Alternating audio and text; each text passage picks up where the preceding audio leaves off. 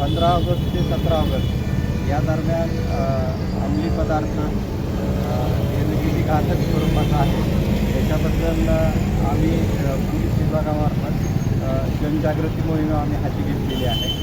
यामध्ये शाळा, कॉलेजेस, त्याच्यानंतर शहरातल्या प्रमुख गर्दीच्या ठिकाणी आज आम्ही स्वाक्षरी मोहीम राबवली आहे आणि बऱ्यापैकी तरुणांनी या आमच्या उपक्रमाबद्दल या ठिकाणी आले, त्यांनी स्वाक्षऱ्या केलेल्या आहेत आणि आम्ही त्यांना अंमली पदार्थाचं सेवन केल्यानंतर काय दुष्परिणाम होतात याच्याबद्दलची आम्ही माहिती त्यांना समजावून सांगितली.